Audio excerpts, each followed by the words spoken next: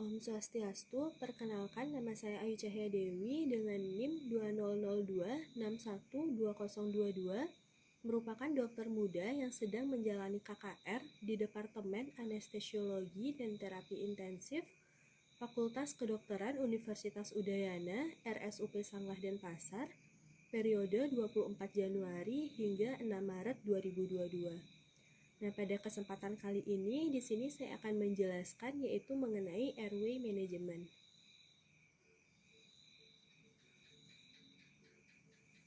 Adapun beberapa konten yang akan saya bahas pada pemaparan kali ini, yang pertama yaitu mengenai anatomi, kemudian yang kedua evaluasi jalan nafas, dan yang ketiga yaitu mengenai manajemen jalan nafas.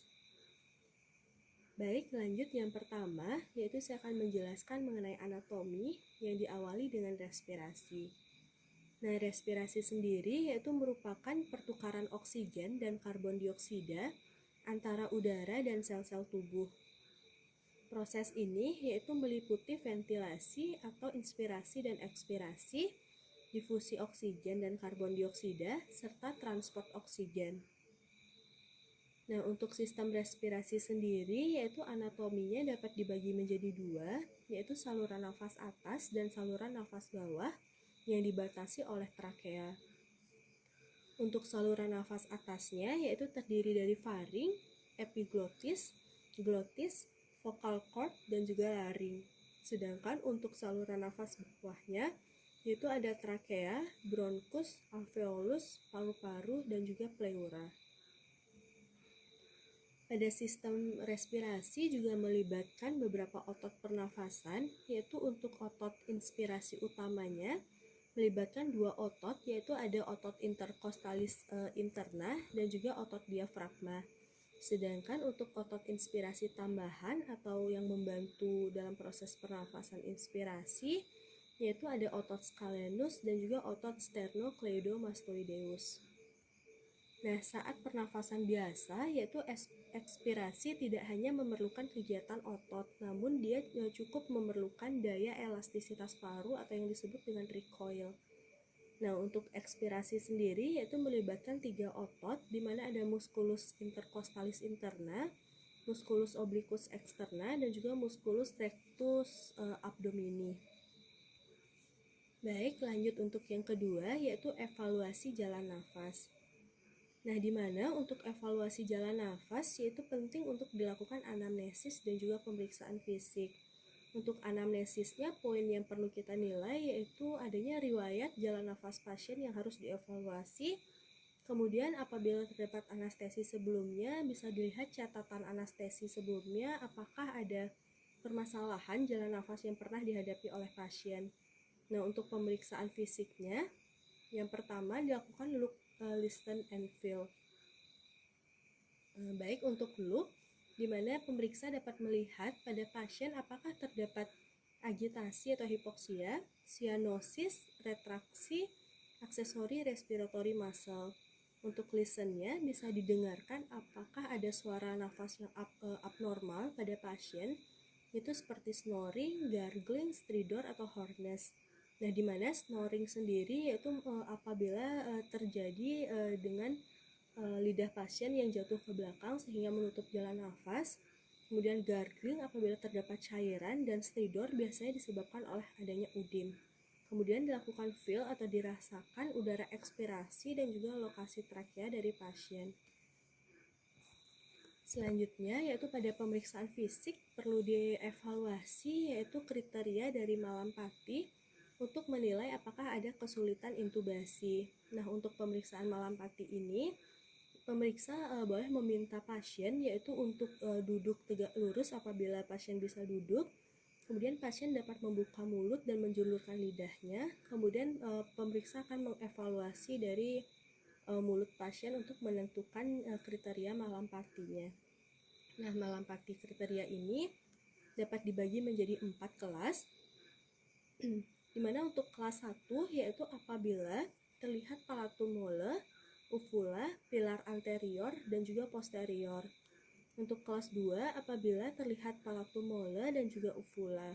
Nah, untuk kelas 3 apabila terlihat palatum mole dan sedikit uvula, Sedangkan pada kelas 4 apabila palatu molar tidak terlihat sama sekali. Untuk yang kedua, dilakukan pemeriksaan pendekatan Lemon, di mana evaluasi kriterianya yaitu yang pertama L atau look externally, yang perlu dievaluasi apakah terdapat facial trauma. Apabila terdapat facial trauma diberikan poin 1. Apakah terdapat large incisor diberikan poin 1. Apakah terdapat bird or moustache diberi poin 1. Apabila terdapat large tongue diberikan poin 1.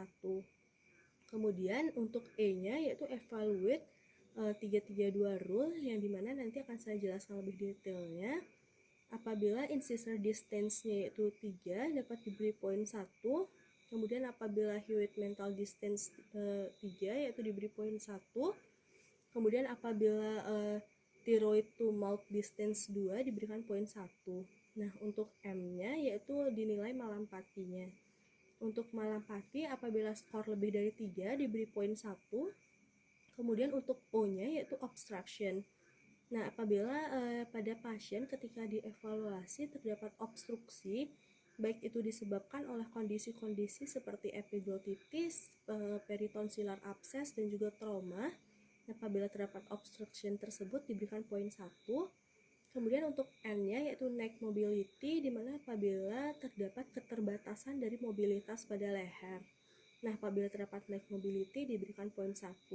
Sehingga pada pendekatan Lemon ini yaitu total poin yang terdapat yaitu ada 10 poin. Nah, selanjutnya 33 rule ini yaitu untuk menilai kesulitan dari ventilasi pada pasien, di mana 3 merupakan jarak dari interincisor yaitu untuk kecukupan akses oral. Kemudian 3 selanjutnya yaitu jarak mentohyoid untuk kapasitas ruang mandibula untuk memuat lidah ketika dilakukan laryngoskopi. Dan 2 yaitu dari dasar mulut ke tiroid untuk mengidentifikasi letak laring yang berkaitan dengan dasar lidah. Selanjutnya yaitu ada laryngeal view grade system untuk menilai kesulitan intubasi ketika menggunakan laryngoskop. Nah, laryngeal view grade system ini yaitu dapat dibagi menjadi 4 grade, di mana grade pertama apabila entire dari vocal cords-nya yaitu tampak. Kemudian grade 2 apabila beberapa part dari vocal cord-nya saja yang tampak. Grade 3 apabila epiglottis tampak namun vocal cord tidak tampak. Dan grade 4 apabila epiglottis tidak tampak sama sekali. Nah, selanjutnya yaitu yang ketiga mengenai manajemen dari jalan nafas. Untuk manajemen jalan nafas sendiri perlu dilihat yaitu apabila terdapat suara nafas abnormal seperti stridor, gargling, dan juga snoring.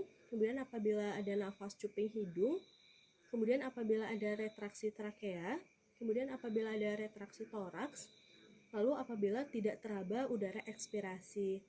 Nah, kapan kita melakukan airway management? Apabila indikasinya yaitu dilakukan pada penderita yang tidak sadar apapun penyebabnya, kemudian pada penderita yang adanya sumbatan jalan nafas, baik sumbatan parsial maupun sumbatan total, dan tujuan dari dilakukannya airway management ini yaitu untuk membebaskan jalan nafas untuk menjamin jalan masuknya udara ke paru secara normal sehingga menjamin kecukupan oksigenase dari tubuh.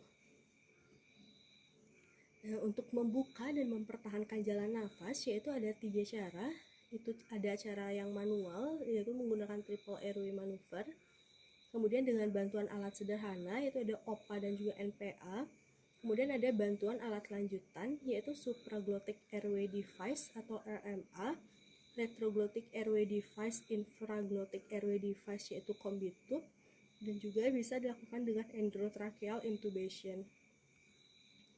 Nah, kita bahas satu persatu, di mana yang pertama yaitu manual dapat dilakukan dengan menggunakan triple airway maneuver, yang dimana teknik yang digunakan untuk membuka jalan nafas ini yaitu bisa dengan teknik angkat kepala, angkat dagu yaitu head tilt chin lift pada penderita yang diketahui tidak mengalami adanya trauma servikal.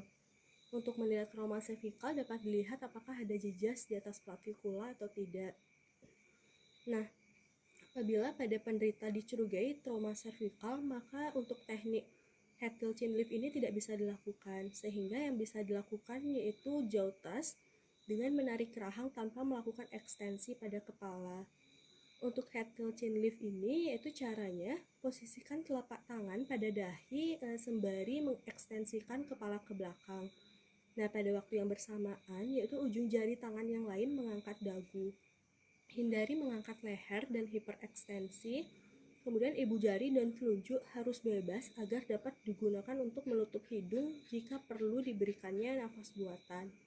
Sedangkan untuk jaw thrustnya sendiri yaitu posisikan setiap tangan pada sisi kanan dan kiri kepala korban, kemudian dengan siku yang bersandar pada permukaan tempat korban terlentang, dan pegang sudut rahang bawah dan angkat dengan kedua tangan sehingga akan mendorong rahang bawah ke depan.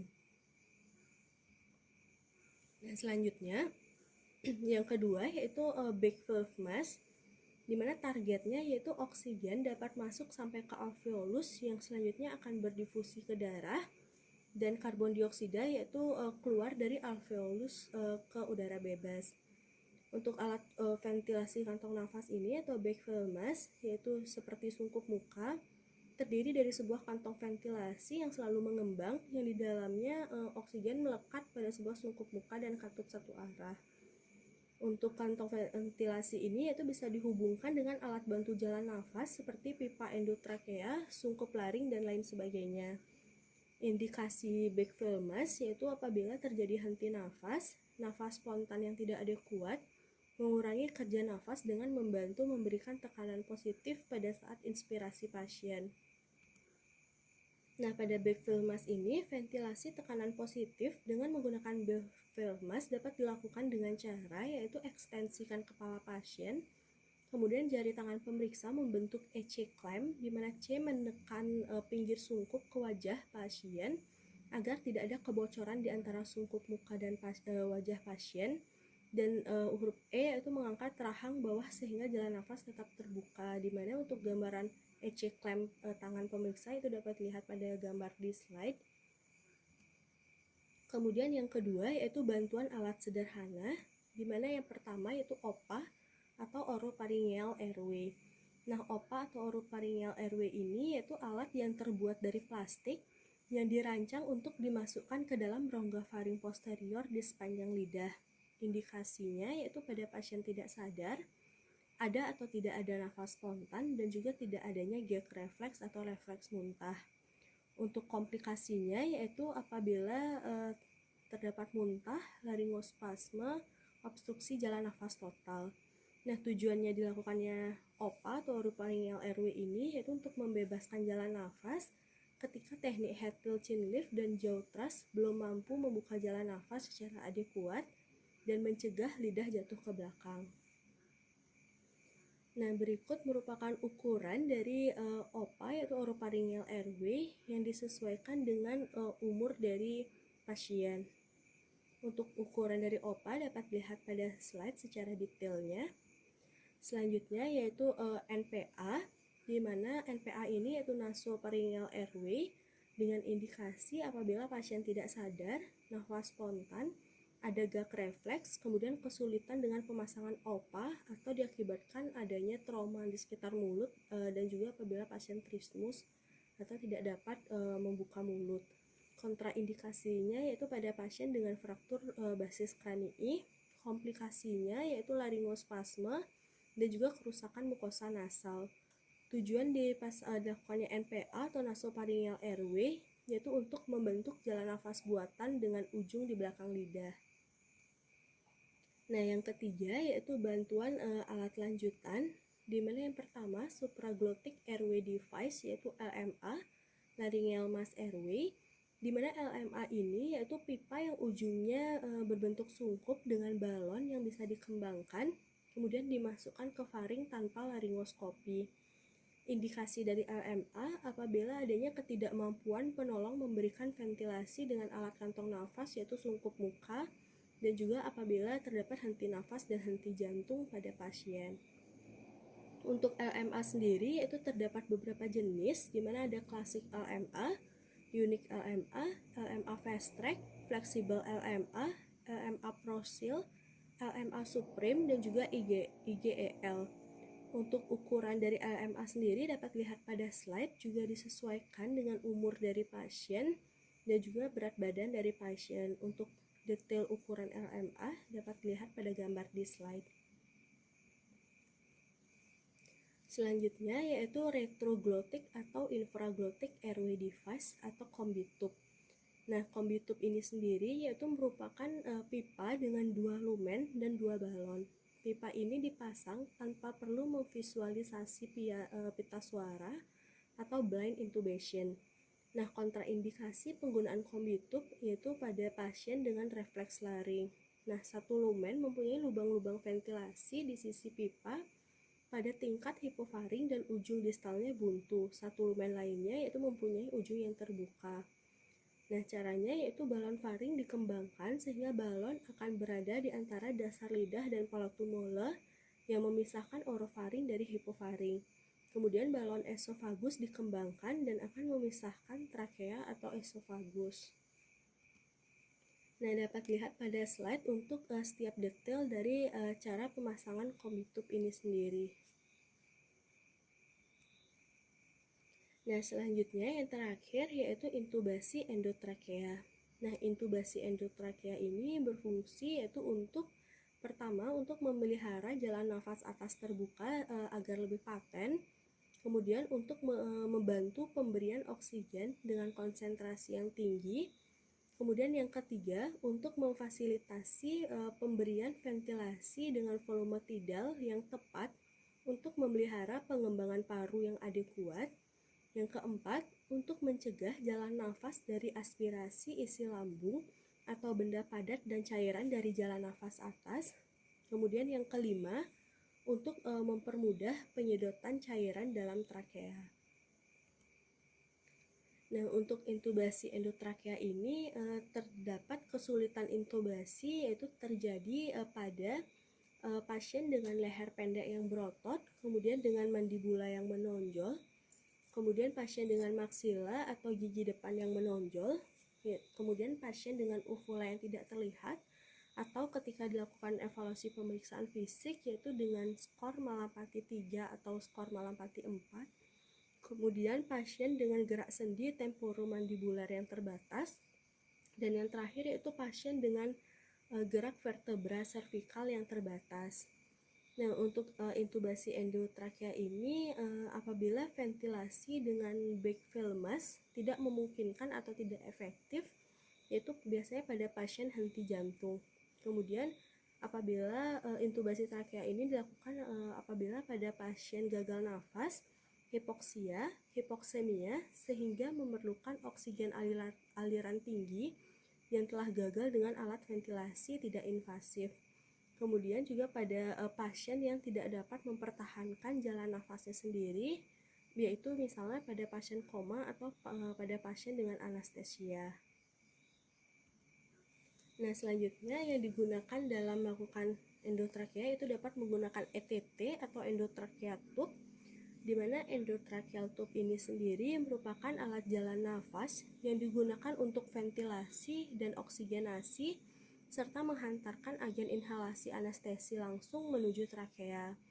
Endotracheal tube terbuat dari bahan PVC atau polivinil klorida dengan diameter dewasa yaitu 6,5 sampai 7,5.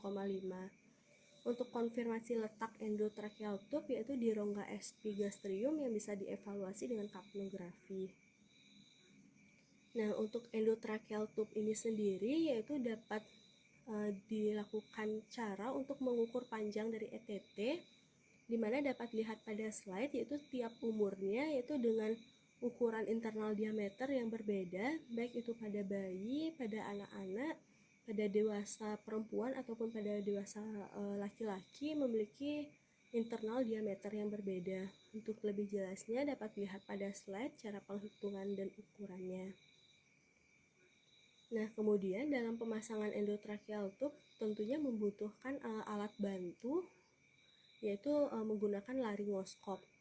Nah, laryngoskop ini sendiri yaitu alat yang digunakan untuk melihat laring secara langsung agar kita bisa memastikan bahwa pipa endotrakeal masuk dengan benar.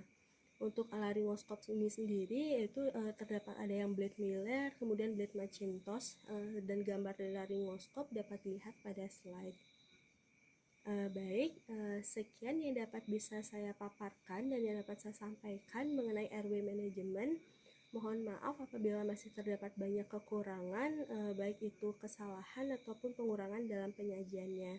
Berbagai kritik dan saran dapat saya terima. Semoga apa yang saya paparkan dapat bermanfaat bagi pendengar ataupun bagi pembaca. Sekian dari saya. Terima kasih. Om Santi Santi Santi Om.